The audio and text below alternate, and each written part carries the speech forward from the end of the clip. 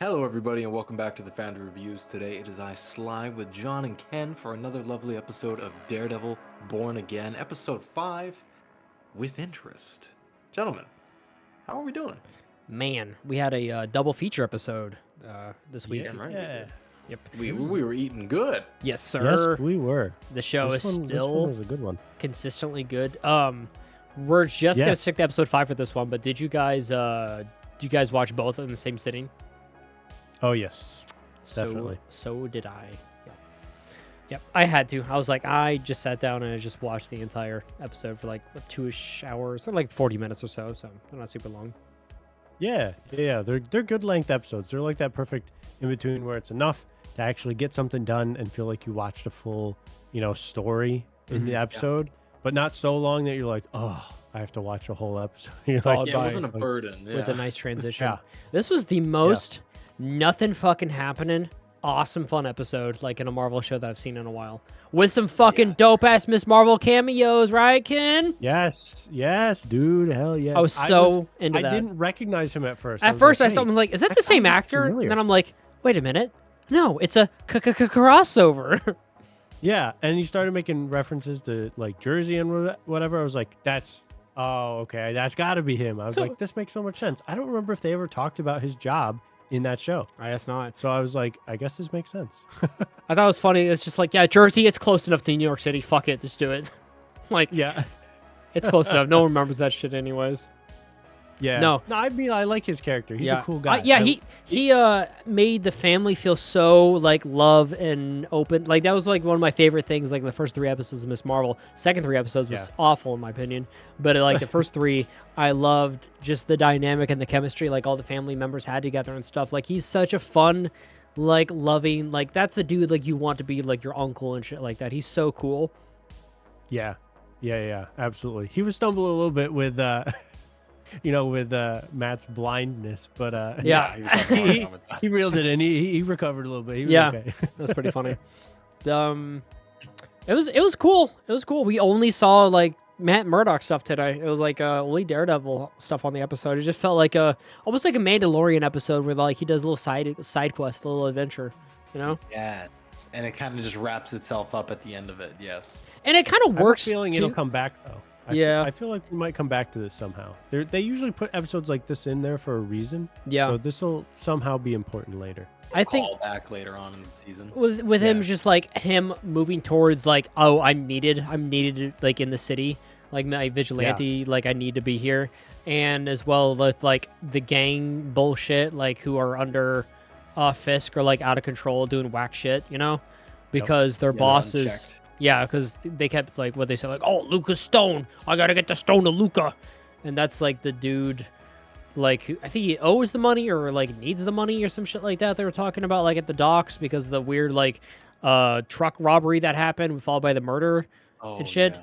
So that had something to do with those like over bosses or some shit. So I don't know 100% what, but the this episode had some fucking Disney Plus ass acting that we see in a lot of Marvel TV show stuff, but it was really okay because Yusuf Khan and Matt Murdock really shined, and there was a weird awkward chemistry with the thieves and the negotiator, but it was kind of shit, but I kind of liked it at the same time.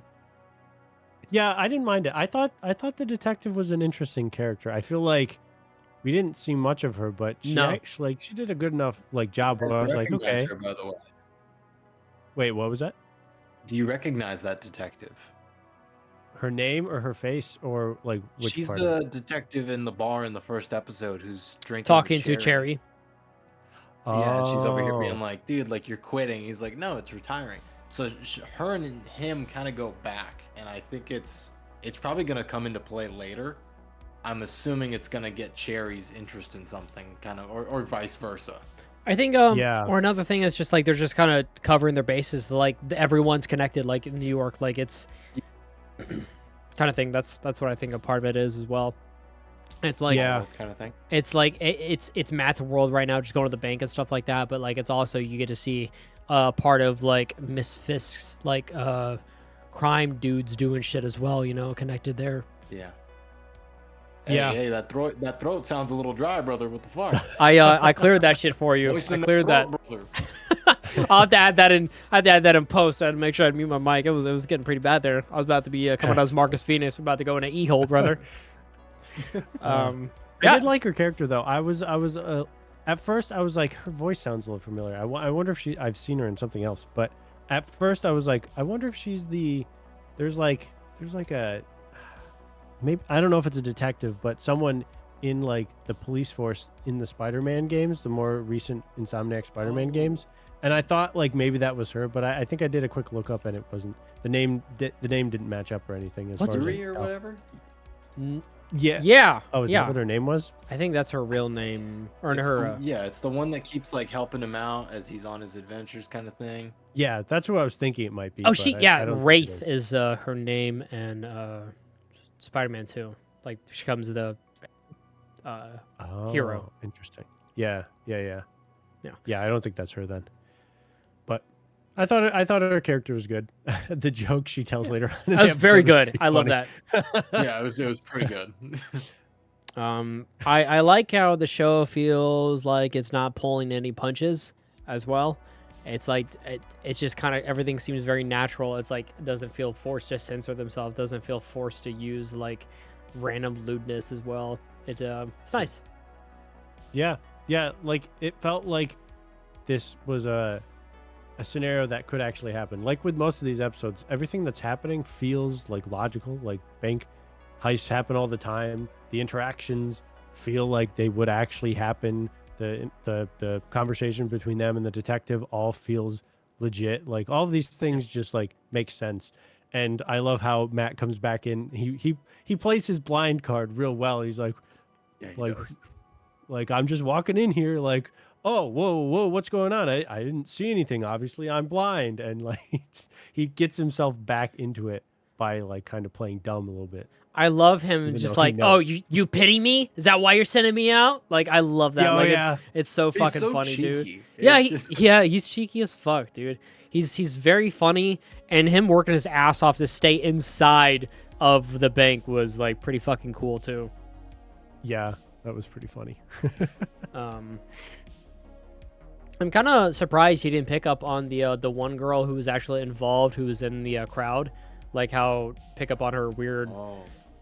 breathing patterns or something like that. You know, I would assume that, but I guess she wasn't lying or something, so there wasn't really. Yeah, that anything is a good point.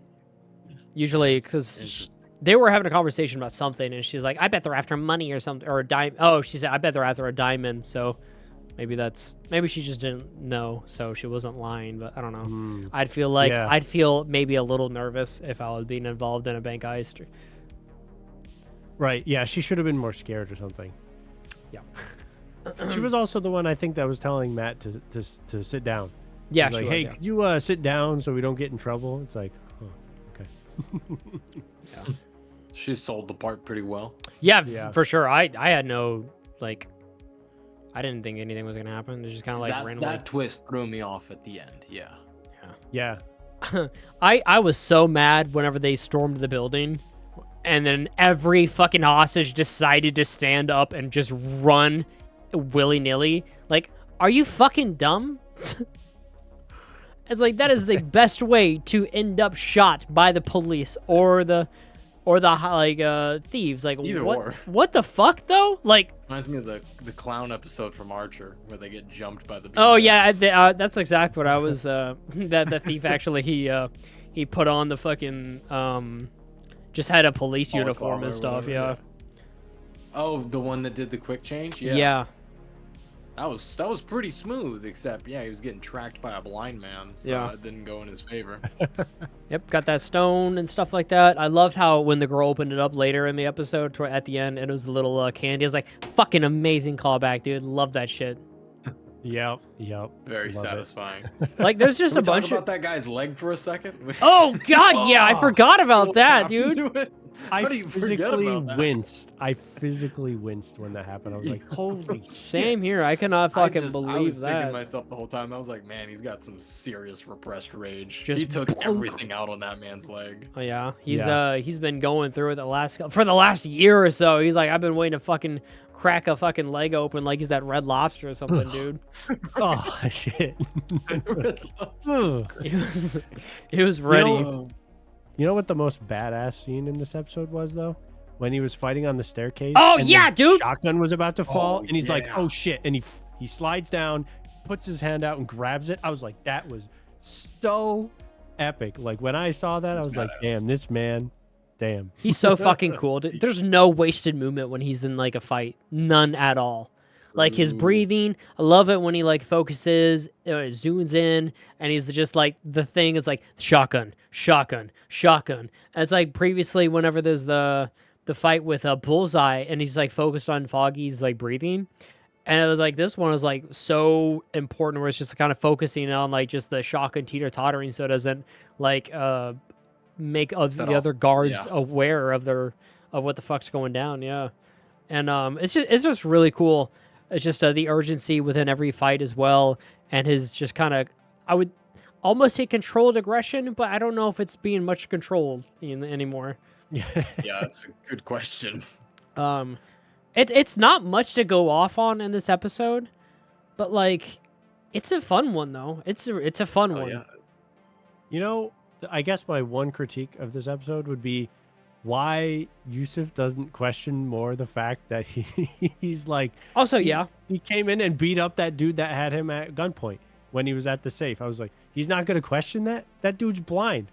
You don't have like they didn't have a conversation about that afterwards, did they? No, I honestly thought that he came back to the bank to be like, hey, can you keep this on the DL or something? And be like, yeah, I got you. But like he just gave him a diamond or gave him a gem. Right.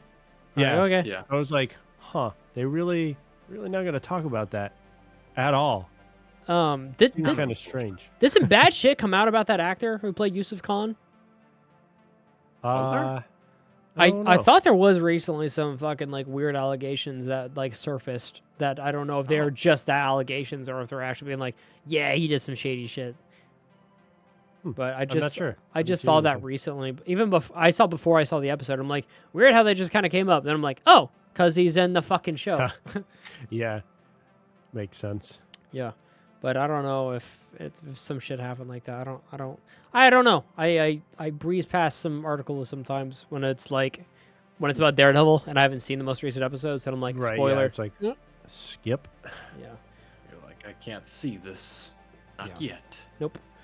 But as I think so far, it probably is the weakest episode, maybe. Yeah. Like just because not much was going on, but like still, I love it. Yeah, I mean, technically speaking, yeah, I think it's a little bit lower than the last episode, but I did like the interactions. I like the chemistry. Yeah, it's fun. And Yusuf, like, like he's just like. He's such an innocent, pure guy, like Yusuf is, and like Matt's just like, I got this, like don't worry about it, and he's just like genuinely concerned about stuff. So it's just funny to see them interact. It's it is fine. It is a fine episode. I don't know if they're worried maybe that like people would think it was a weak episode because like nothing specifically like I guess detrimental to the plot was happening. Like no big movements, but I think it added to the character and the atmosphere of New York City, which is very important because the show does treat New York City as a like character in itself, and they're constantly showing like development in it too, which is really cool. But maybe that's why they released 5 and 6 back to back is because people they thought people might think it's weak on a standalone. Yeah. Maybe I don't think so. I'd be completely fine with that. I'd be like happy with it. Yeah, I would have been okay waiting another week before what we got, to follow that up. Yeah. I'm glad we got to build up. Yeah, for sure. This is Matt getting back into his Daredevil. Like he's actually seeking out some of the things where he can do some good. Like before, he was really trying hard not to get involved at all. But here he was like, I heard something, I'm going back in. It's a little irritating that we left off in the previous episode with such a huge like plot point of him like he's training, he's gonna go back to it, like he is at full vigilante mode again. Same thing with Fisk, like he's still an evil bastard and we don't even get to hear from him or see from him. and we don't see Murdoch doing any vigilante stuff. He's just kind of cheekily being a lawyer, but still kicking ass. And it's like weird way to kill your own momentum, but True. That is Part a of good me is actually point. bummed that this episode like eats its own tail by the end of it. Like I wish it just like led to something that gets paid off later. Did someone different direct this episode or write this? Because it felt like a Disney Plus TV show episode, and it was like there's the theme and just the tone was so much more brighter and go lucky and happier and stuff than your other episodes so far. That's true, especially when you throw Yusuf Khan in there. Yeah, It's for so sure. Peppy and positive, yeah. And it's like, you know, Matt's world is very dark. Well, yeah, he's blind, dude. Yeah. I'm sorry. Son of a bitch. Son of a bitch. Shit. He saw an opportunity. I walked right into that one. No, you know, you see what I mean though? Like it's a little Yeah. It's a little different for sure. It feels out of place. for sure. Yeah, 100%. I still like it though. But like collectively, probably weird place for it, you know? Weird little plot thing to be like going from to go do a little side quest kind of thing there. What if this was a reshoot? Maybe you're right.